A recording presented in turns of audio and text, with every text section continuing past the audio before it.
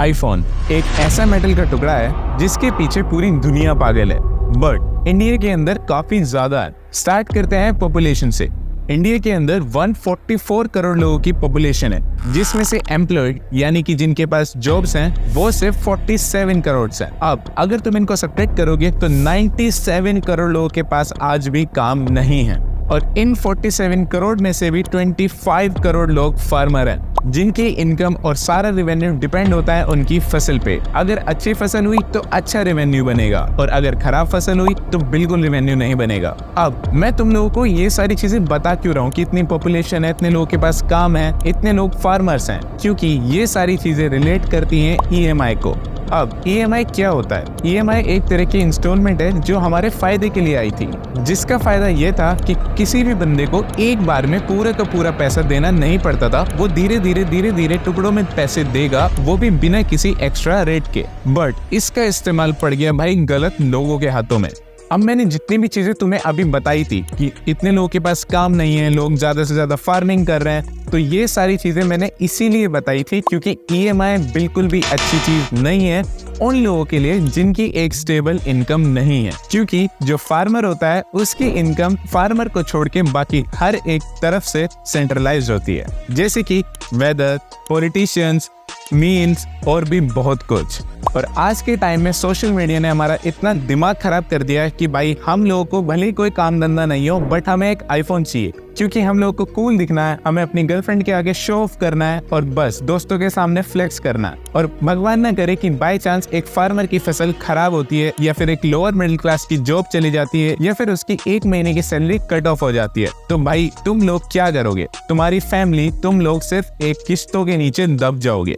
और उसके बाद आईफोन तो तुम्हारे हाथ में आने से गया, और ऊपर से होगी बेइज्जती, क्योंकि इंडिया के जो मैक्सिमम यूथ है वो अभी भी पढ़ रहा है, पूरा का पूरा यंग है, उनके पास ज्यादातर काम नहीं है। इंडिया की मेजॉरिटी ऑडियंस डिपेंड है अपने पेरेंट्स के ऊपर, और एज ए मिडिल क्लास और लोअर मिडिल क्लास या फिर फार्मर्स, हमें कम से कम 3 से 4 महीने की सैलरी एप्पल को देनी पड़ेगी सिर्फ एक आईफोन अफोर्ड करने के लिए, और वो भी किस लिए?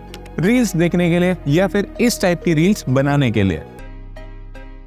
हम एप्पल भले ही 2 कैमरे वाला चलाते हैं, लेकिन इसकी एक कीमत में तुम्हारे एंड्रॉइड जैसे फोन 10-12 आते हैं।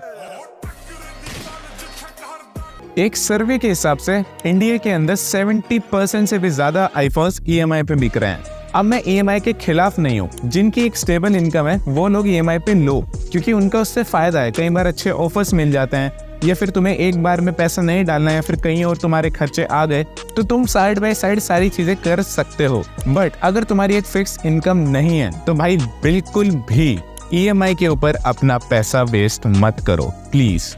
अब ये तो हो गई ईएमआई की बात, बट ईएमआई के अलावा भी इन सभी कंपनीज का एक बहुत बड़ा स्कैम है जिसका नाम है इकोसिस्टम। अब इकोसिस्टम तो अच्छी बात है ना आकाश, तो इसमें दिक्कत क्या आ गई? अब देखो, इकोसिस्टम तब तक अच्छा है जब तक वो तुम्हारे काम में आ रहा है। जिस टाइम उसकी मोनोपोली बन जाती है वो बिल्कुल ही वाहियात हो जाता है।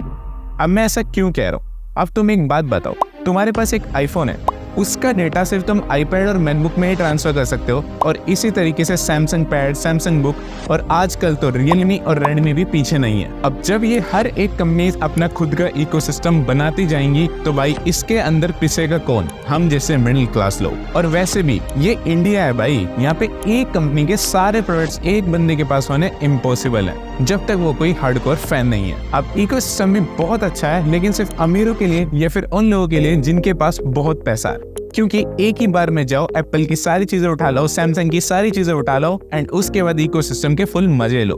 बट अगर तुम लोग मेरी तरह हो कि भाई एक आईफोन लेके और पीसी पे काम कर रहे हो, तो भाई हमारे तो लग गए। अब जो बंदा तुम्हें शो ऑफ में आके ये कह रहा है कि भाई एप्पल का एयर ड्रॉप काफी फास्ट है, तो मेरे भाई से यूज कहाँ करोगे?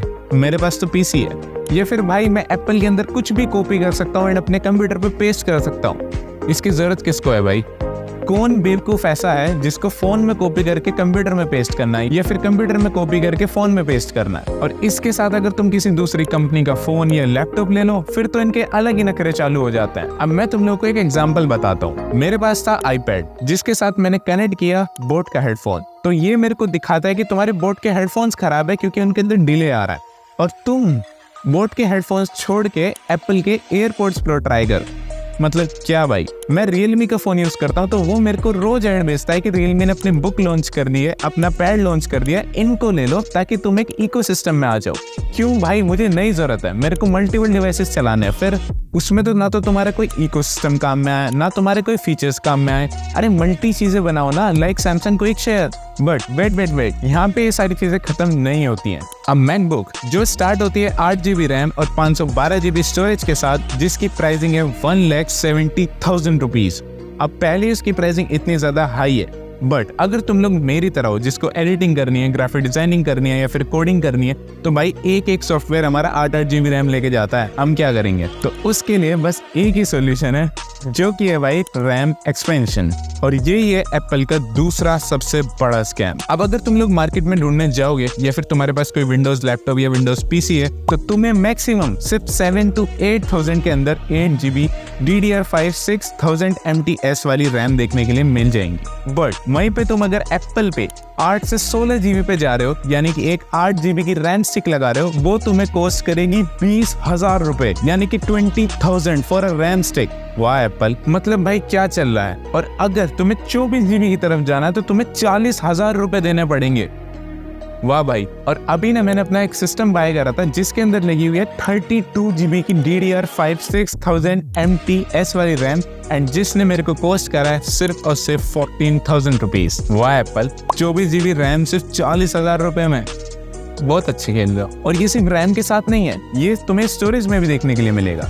इसका बेस वेरिएंट स्टार्ट होता है 512 GB से, एंड अगर तुम्हें 1 TB पे अपग्रेड करना है तुम्हें 20,000 रुपए एक्स्ट्रा देने पड़ेंगे, एंड अगर 2 TB पे करना है तो तुम्हें 60,000 रुपए एक्स्ट्रा देने पड़ेंगे, जो कि लिटरली बहुत ज्यादा कॉस्ट करते हैं। बट देखो, स्टोरेज का इतना कोई मेन मुद्दा नहीं है। अगर तुम 512 लोगे एंड उसके साथ अगर तुम एक्सटर्नल 4 TB की SSD भी लोगे, वो भी तुम्हें 33,000 के अप्रॉक्स मिल जाएगी, तो वो तुम्हारे लिए ज्यादा वैल्यू फॉर मनी रहेगा।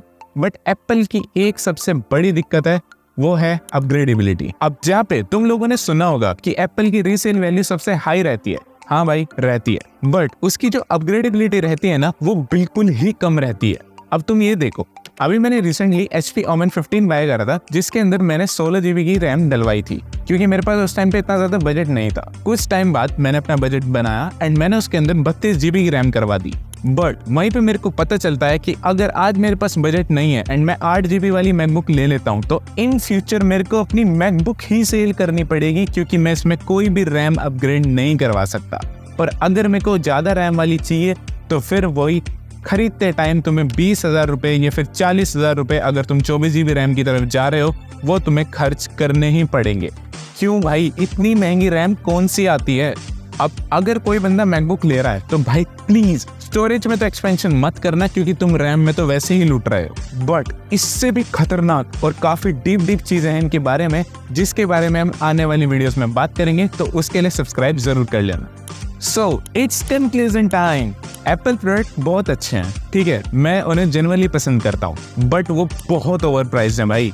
जितने पैसे वो हम लोगों से चार्ज करते हैं ना, भले वो कस्टम ड्यूटी GST कुछ भी लगा लें, भाई वो वर्थ इट नहीं है। और स्पेशली एक मिडिल क्लास के लिए तो बिल्कुल भी नहीं। अगर तुम्हें वीडियो शूट करनी है या फिर तुम्हारा काम बहुत नेक्स्ट लेवल चल रहा है, तो तुम डेफिनेटली उनको बाय करो, बट खुद के पैसों से। अगर तुम अपनी फैमिली को फोर्स कर रहे हो कि भाई मेरे को 16 Pro Max दिलवा दो, 15 Pro Max दिलवा दो, तो भाई ये बहुत गलत है, क्योंकि तुम उसका कुछ यूज ही नहीं कर पाओगे। जहाँ पे दूसरी तरफ एप्पल बोल रहा है कि हमारे फोन में तुम्हें सबसे मैक्स पावर मिलेगी, हमारे आईपैड में तुम्हें मैक्स पावर मिलेगी। भाई मेरे पास iPad Pro M2 है, मैं आज तक उसका मैक्स पावर नहीं निकाल पाया। मेरे पास 15 Pro Max है, मैं आज तक उसमें BGMI के अलावा कुछ और चीज नहीं कर पाया। मैं करूँ क्या उस पावर का? तुम ये भी तो सोचो ना कि जिस पावर के लिए तुम उसको इतना पैसा दे रहे हो, उसका तुम यूज ही नहीं कर पा रहे हो। कर क्या रहे हो? सिर्फ इंस्टाग्राम स्क्रॉल। तो इंस्टाग्राम ना भाई एक 15,000 के फोन में भी चल जाएगा, एंड अगर तुम्हें थोड़ी ब्रांड वैल्यू बनानी है तो 40,000 तक फोन ले लो, उससे ऊपर जाना बिल्कुल भी वर्थ इट नहीं है। बाकी तो तुम्हारी जैसी मर्जी कर लेना, ठीक है। मेरा काम यहीं पर खत्म होता है। Bye bye.